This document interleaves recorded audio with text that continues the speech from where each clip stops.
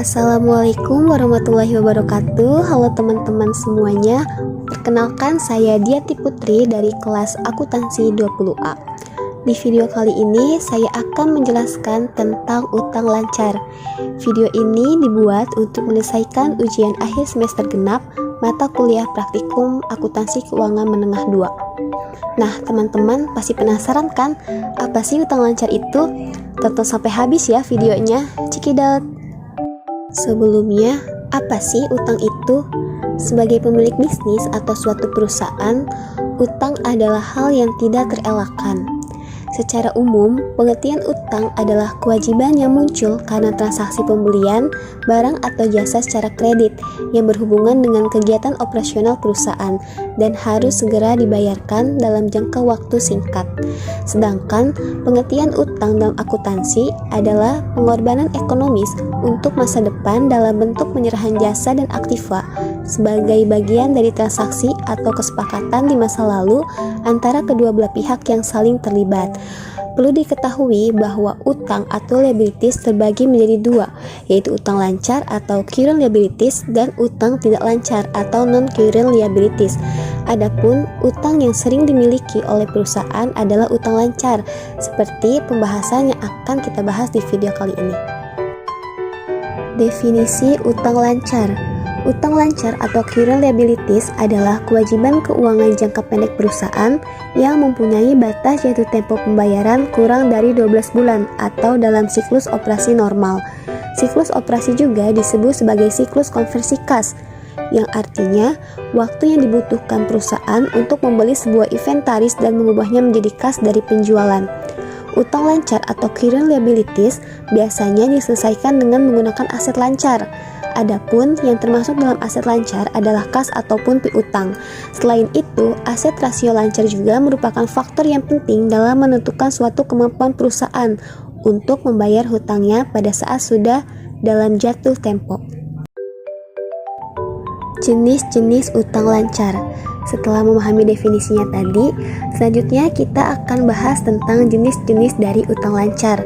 Perlu diketahui bahwa utang lancar dikelompokkan pada dua kelompok, yaitu hutang dapat ditentukan jumlahnya dan hutang yang dapat ditaksir jumlahnya. Utang lancar yang bisa ditentukan jumlahnya. Ada 7 jenis utang lancar yang bisa ditentukan jumlahnya. Yang pertama utang dagang, yang kedua utang dividen, yang ketiga biaya yang masih harus dibayar atau accrual payable, yang keempat wesel bayar, yang kelima uang muka, yang keenam utang gaji atau upah, dan yang terakhir utang bonus pegawai. Oke teman-teman, mari kita bahas satu persatu. Yang pertama utang dagang. Pada umumnya, jenis utang ini muncul karena transaksi jual beli barang dagang yang dilakukan secara kredit atau pembayaran tempo. Jangka waktu pembayaran utang dagang ini sesuai kesepakatan, tetapi biasanya hanya sekitar 1-2 bulan saja. Yang kedua, utang dividen. Utang jenis ini muncul karena perusahaan harus memberikan dividen kepada pemegang saham yang diumumkan sebagai pembagian laba perusahaan. Dana untuk membayar utang dividen ini biasanya sudah dialokasikan karena pembagian laba perusahaan. Yang ketiga, accrual payable atau biaya yang masih harus dibayar. Biaya yang timbul namun belum dibayar, sehingga biaya tersebut akan dibayar dalam jangka waktu tertentu. Ada banyak hal yang menyebabkan munculnya biaya yang masih harus dibayar ini, antara lain debt kolektor perusahaan yang belum menagih, kendala teknis sistem pembayaran, dan lain sebagainya. Yang keempat ada wesel bayar. Wesel bayar sama dengan utang dagang. Penyebabnya juga sama, karena ada pembelian secara kredit. Tapi ada bedanya, wesel bayar membutuhkan surat perjanjian tertulis atau resmi. Ada tanda tangan kreditur dan debiturnya. Beda dengan utang dagang yang buktinya hanya nota penjualan saja. Wesel bayar lebih formal, lebih resmi, dan ada hitam di atas putihnya. Yang kelima ada uang muka atau biasa disebut juga dengan down payment. Ketika perusahaan mendapatkan pesanan dan pelanggan memberikan uang muka sebagai tanda jadi atau bahkan membayar penuh di awal, maka perusahaan memiliki utang lancar yang harus dibayarkan kepada pelanggan, tidak berupa uang tapi berupa barang atau jasa yang dipesan. Utang ini akan berakhir jika perusahaan telah menunaikan kewajibannya, yaitu memberikan pesanan pelanggan. Yang keenam ada utang gaji atau upah. Gaji atau upah yang masih harus dibayar dalam jangka pendek. Biasanya gaji atau upah pegawai sudah ditentukan tanggal pembayarannya.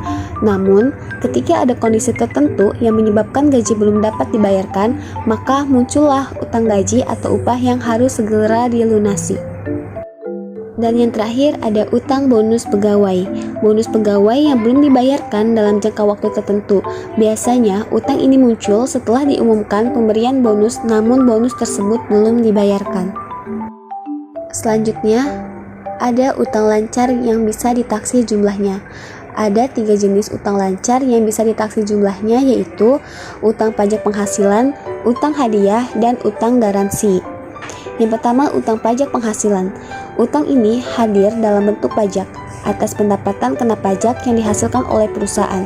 Utang ini bisa ditaksir jumlahnya, yaitu dengan menghitung berdasarkan laba yang dihasilkan pada periode sebelumnya, dihitung sesuai dengan aturan pajak dan dikalikan tarif pajaknya. Utang ini tidak boleh menjadi utang jangka panjang, harus utang lancar.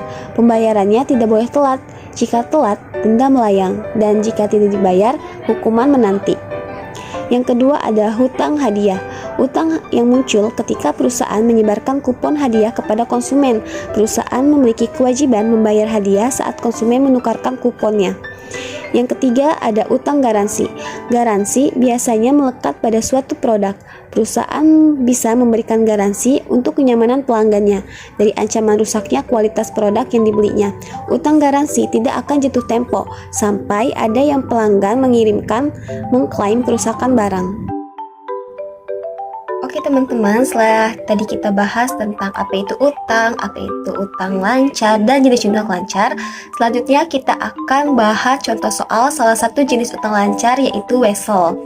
Di sini ada soal, pada tanggal 1 Januari 2019, PT Permai memberikan pinjaman kepada PT Sakti dan menerima selembar wesel senilai 100 juta rupiah. Jangka waktunya 5 tahun dengan tingkat bunga 8% per tahun dan tingkat bunga pasarnya sebesar 10%. Di sini kita akan menghitung pertama nilai buku wesel, membuat tabel amortisasi dan membuat jurnal pada tanggal 1 Januari 2019, mencatat penyesuaian pada tanggal 31 Desember 2019 dan mencatat penerimaan bunga pada 1 Januari 2020. Oke teman-teman, mari kita bahas.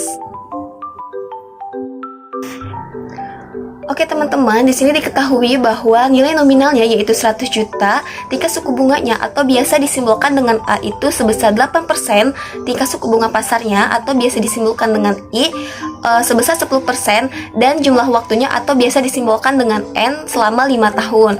Nah, yang pertama kita akan mencari tahu terlebih dahulu berapa nilai buku weselnya. Untuk mencari tahu nilai buku wesel, kita harus menghitung terlebih dahulu berapa present value pokok dan present value bunganya. Adapun di sini rumus untuk present value pokok yaitu 1 dibagi dengan 1 ditambah tingkat suku bunga pasar dikali pangkat N dikali dengan nilai nominal. Jadi 1 dibagi 1 ditambah 10% pangkat 5 dikali dengan 100 juta menghasilkan present value pokok sebesar 62.092.132 rupiah.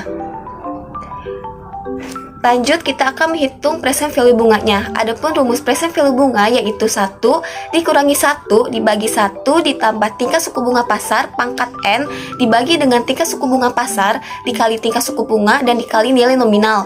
Jadi 1 dikurangi 1 dibagi 1 ditambah 10% pangkat 5 dibagi dengan 10% dikali 8% dan dikali 1 juta.